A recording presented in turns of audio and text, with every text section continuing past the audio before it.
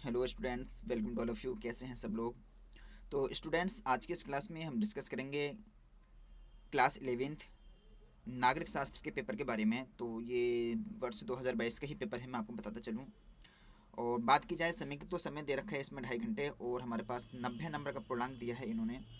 तो गाइस चलिए जल्दी से फटाफट देना करते वीडियो का रिव्यू करते हैं।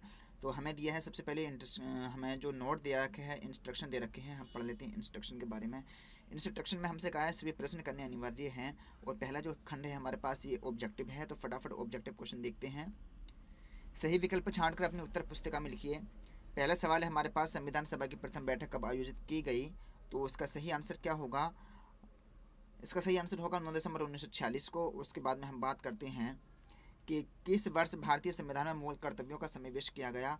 तो वर्ष 1976 में 42वां संविधान संशोधन किया गया था, जिसके तहत मूल कर्तव्यों को संविधान में क्या किया गया था, मूल कर्तव्यों का संविधान में समावेश किया गया था, भारतीय संविधान में। ठीक, तो इसका जो सही आंसर होगा वो हो जाएगा ख खंड।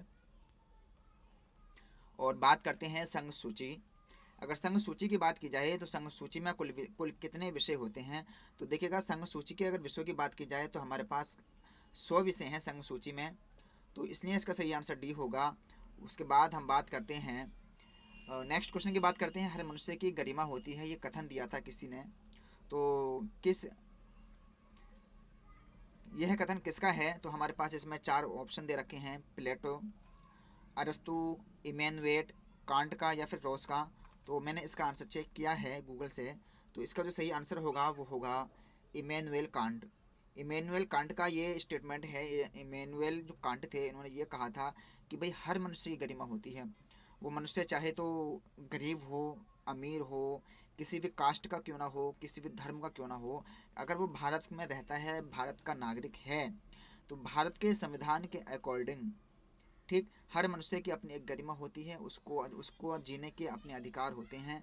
ठीक है, तो ये बात इमैनुएल कांट ने कही कही थी। तो इसने काफ़ी इंपॉर्टेंट क्वेश्चन होता है।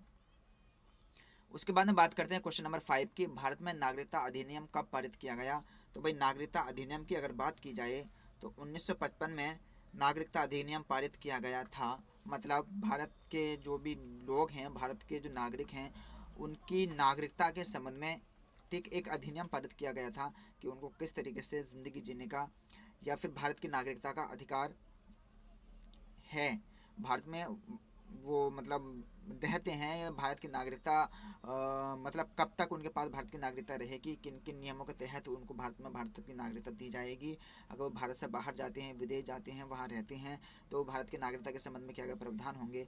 तो ये चीज़, जो ये अधिनियम जो पारित किया गया था हमसे 1955 में, मतलब ये पारित किया गया था। और इसी के बाद में हम बात करते हैं भाई, तो देखिए ये 5 क्वेश्चन ऑब्जेक्टिव थे। अब मैं आपको इसका जो बैक साइड है, मतलब जो नेक्स्ट क्वेश्चन है, वो मैं आपको दिखाई देता हूँ। ये आप क्वेश्चन देख लीजिए। इसमें से 2-4 क्वेश्चन मैं फिर भी करा देता हूँ आपको।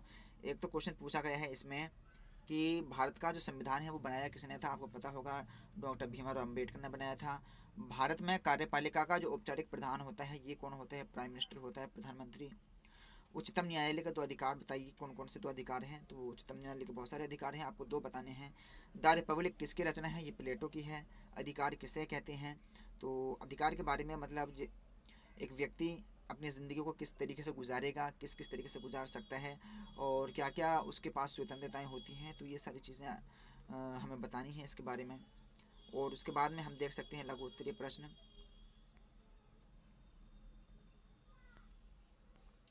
लघु उत्तरीय प्रश्नों में हमसे पूछा गया है, अति लघु हैं, और फिर ये लघु प्रश्न पूछे गए हैं हमसे कि भारत में चुनाव लड़ने की क्या क्या योग्यताएं होती हैं। तो भाई चुनाव लड़ने के लिए अगर भारत में चुनाव लड़ेगा तो जाहिर सी बात है, पहली बात तो भारत का नागरिक होना चाहिए। तो नागरिकता की बात हम कर ही चुके हैं। राज्यसभा की संरचना का वर्णन कीजिए। राज्यसभा की संरचना का वर्णन कीजिए। राज्यसभा का जो मतलब कहना चाहिए कंस्ट्रक्शन है, जो निर्माण हुआ है, वो किस तरीके से हुआ है, राज्यसभा में किन किन चीज़ों का समावेश है। तो ये राज्यसभा की जो संरचना है वो कैसी है, ये आपको बताना है इन डिटेल। इसके बारे में आपको डिस्कस करना है, आपको इन टेक्स्ट आपको लिखना है। उसके बाद में बात करेंगे पंचायती राज का क्या अर्थ होता है। तो पंचायती राज के बारे में आपको काफ़ी इंपॉर्टेंट क्वेश्चन है ये। तो आप इस क्वेश्चन को अच्छे से तैयार कर सकते हैं। ये जो आपका पेपर है, ये बोर्ड एग्ज़ाम के बिहाफ पर ही तैयार किया गया है। हालांकि ये प्री बोर्ड कह सकते हो इसको, या फिर मॉडल पेपर कह सकते हो, आप कुछ भी कह सकते हो जो आप समझ सकते हो।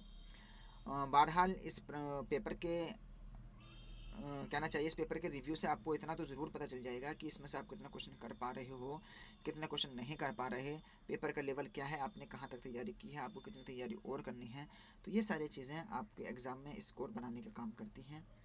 और इसके बाद में हम बात करते हैं भाई लॉन्ग टू फ्रीडम, ये फ्रीडम होगा।